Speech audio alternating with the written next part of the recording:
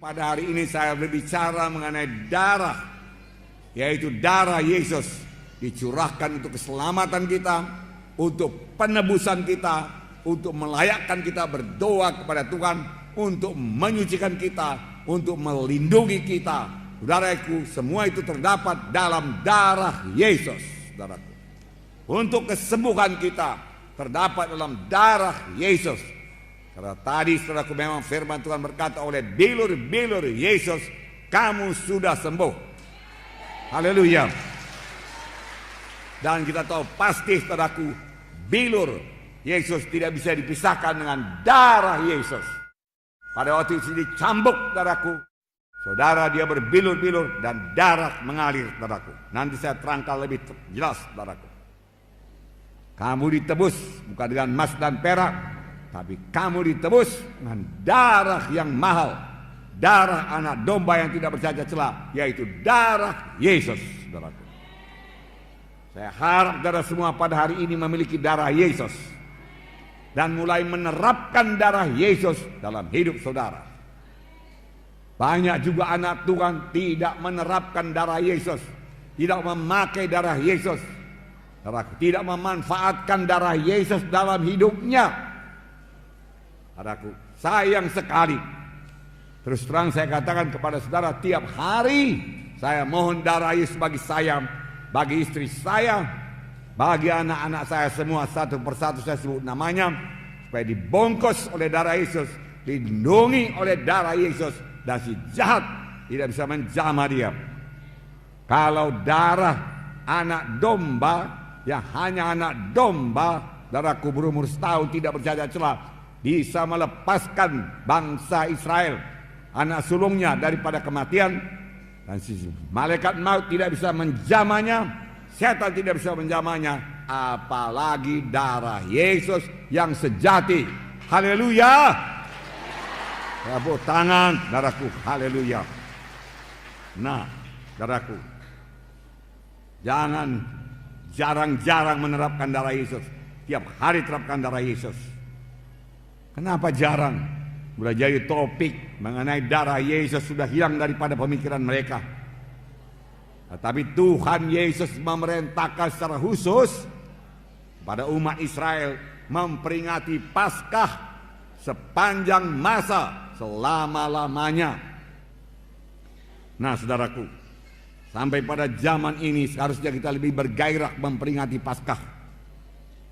Karena sekarang anak domba Paskah yang sejati, yaitu Tuhan Yesus Kristus, telah mencurahkan darahnya.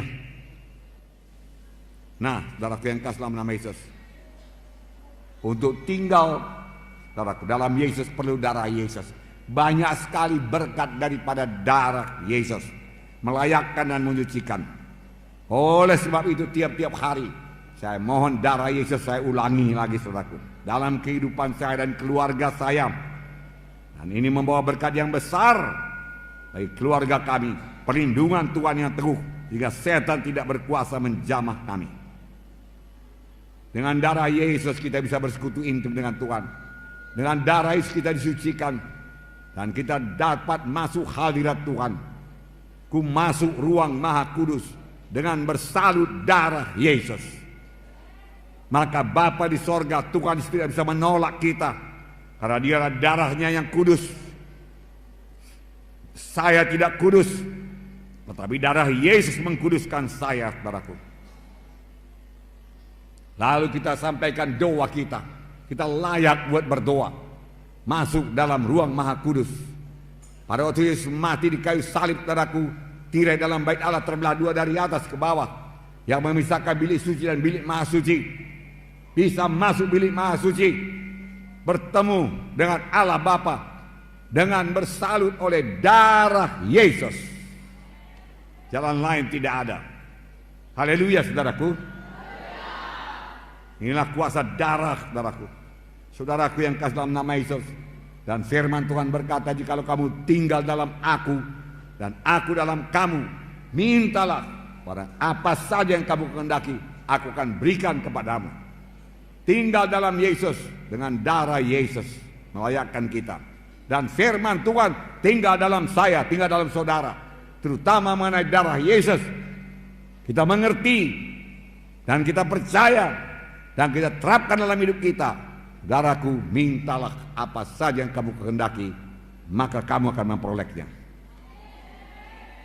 Saya sudah minta kepada Tuhan keselamatan jiwa-jiwa pada malam ini, kesembuhan jiwa-jiwa pada malam ini, mujizat Tuhan terjadi pada malam ini. Haleluya, saudaraku. Dan Tuhan akan mengabulkannya. Tuhan akan mengabulkannya. Haleluya. Tepuk tangannya meriah, saudaraku. Haleluya. Terima kasih Tuhan Yesus. Haleluya Tuhan. Terima kasih. Terima kasih Tuhan. Tuhan membedakan umat pilihannya dengan bukan umat pilihannya. Ada 9 tulah yang menimpa tanah Mesir sebelum tulah yang ke-10 yang membebaskan dia daripada perbudakan Mesir. Tulah pertama, air menjadi darah. Kalau sekarang kita buka keran, keluar darah. Kalau sekarang kita gali sumur, keluar darah. Kalau begitu kita pergi sungai Delhi jadi darah. Ke sungai Babura jadi darah. Darah, saudaraku. Bau sekali, saudaraku. Mana-mana, saudaraku. Tentu sangat susah, saudaraku. Nah, ini jadi di tanah Mesir. Firaun berkata, oke, berangkat kalian, berangkat. Tapi lenyapkan dulu darah ini. Lalu Musa berdoa, saudaraku, berubah kembali jadi air. Datang tulah kedua, yaitu katak memenuhi tanah Mesir. Katak memenuhi tanah Mesir, bukan ulat bulu ya. Katak, di mana-mana katak, tempat tidur katak. Saudara buka peti es, katak, saudaraku. Saudara angkat, saudaraku, tudung saji, melihat makanan, dalamnya ada katak, saudaraku. Saudara mau tidur, ada katak, saudaraku. Katak di mana-mana, saudaraku. Di ruang tamu ada katak, saudaraku. Katak. Firaun berkata, berangkat. Ya, saya bebaskan dari katak ini. Katak mati semua, saudaraku. Bau busuk memenuhi tanah Mesir. Itulah ketiga nyamuk yang sangat banyak, bahkan debu menjadi nyamuk di tanah Mesir. Firaun masih meraskan hatinya. Tulah keempat lalat pikat. Tulah kelima penyakit sampar pada ternak. Firaun mengeraskan hatinya, tidak bisa pergi. Tulah keenam bisul, saudaraku. Bisul. Dokter-dokter juga kena bisul, saudaraku. Semua kena bisul, saudaraku. Bisul di mana-mana. Wah, luar biasa, saudaraku. Saya belum pernah melihat yang seperti ini, saudaraku. Juga tidak bisa bebas. Tulah ketujuh hujan es. Tulah ke-8 belalang. Tulah ke-9 seluruh Mesir gelap gulita. Gelap gulita. Tangan tidak bisa dilihat, saudaraku. Begitu gelap gulita, saudaraku. Tibalah tulah yang ke-10 yang membebaskan bangsa Israel, yaitu kematian anak sulung dari manusia dan binatang. Tuhan menyuruh malaikat maut menjalani seluruh tanah Mesir. Di mana saja rumah, di mana tidak ada tanda darah, saudaraku, saudara, ada kematian. Apakah Tuhan tidak bisa membedakan yang mana bangsa Israel, mana bangsa pilihannya dan bangsa Mesir? Tentu saja bisa. Tuhan kenal semuanya. Tapi mengapa Tuhan menyuruh sembelih domba Paskah?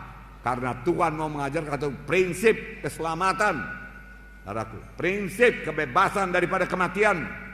Prinsip untuk beroleh hidup yang kekal, yaitu melalui darah. Diajarkannya kepada bangsa pilihannya melalui darah anak domba, saudaraku. Dia mau mengajarkan penebusan hanya oleh darah, keselamatan hanya oleh darah, kehidupan hanya oleh darah. Darah anak domba, saudaraku. Nah, saudaraku, Tuhan memberikan perintah khusus, dan sepanjang mereka mentaatinya, mereka bebas daripada kematian. Yang menentukan hidup atau mati, darah anak domba. Haleluya. Sampai sekarang yang menentukan keselamatan saudara ialah darah anak domba Allah yang sejati, yaitu darah Yesus.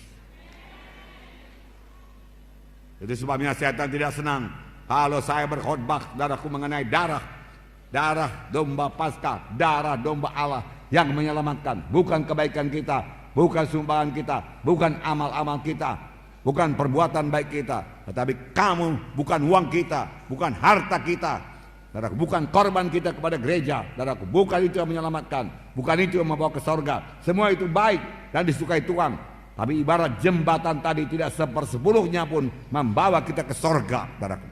Yang sanggup membawa kita ke sorga hanya satu, yaitu darah anak domba Paskah yang sejati, yaitu darah Yesus. Saudaraku, tepuk tangan padaku.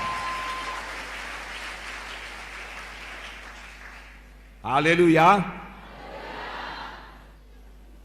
Hanya melalui Yesus kita selamat. Tidak ada jalan yang lain ke sorga. Tuhan sendiri berkata, akulah jalan dan kebenaran dan hidup. Seorang pun tidak sampai kepada Bapa kalau tidak melalui aku. Hanya Yesus jalan ke sorga. Haleluya. Miliki Yesus pada hari ini. Terima darah Yesus pada hari ini. Haleluya. Haleluya. Ucapkan apa yang saya ucapkan. Haleluya Tuhan Yesus. Pada hari ini saya terima darah Yesus untuk menebus saya. Tiap-tiap hari saya terapkan darah Yesus untuk melindungi saya dengan salutan darah Yesus. Si jahat, setan iblis, kematian tidak bisa menjamah saya. Saya percaya Tuhan, hanya Yesus jalan ke sorga. Saya percaya Tuhan, oleh bilur Yesus saya disembuhkan. Haleluya. Tepuk tangan padaku. Haleluya. 1 Petrus 1:18-19 berkata, sebab kamu tahu bahwa kamu telah ditebus dari cara hidup yang sia-sia, yang kamu warisi dari nenek moyangmu, bukan dengan barang yang fana, bukan pula dengan perak atau emas, melainkan dengan darah yang mahal, yaitu darah Kristus yang sama seperti darah anak domba dan tidak bernoda, tidak bercacat. Kamu ditebus bukan dengan emas dan perak, dari perbuatan yang sia-sia, dari dosamu, dari penyembahan berhalamu, dari pemberontakanmu, dari ketidakpedulianmu kepada jalan Tuhan, dari segala tipu dayamu, dari segala dosamu. Bukan dengan emas dan perak, bukan dengan hartamu. Kau persembahkan seluruh hartamu, tidak bisa menebus engkau. Tapi engkau ditebus hanya dengan darah anak domba yang tidak bercacat celah, yaitu darah Yesus. Haleluya. Setelah saudara dengarkan firman Tuhan ini, adakah saudara percayakan darah Yesus? Darah Yesus berkuasa, amin. Membungkus saudara pada saat ini, amin. Haleluya.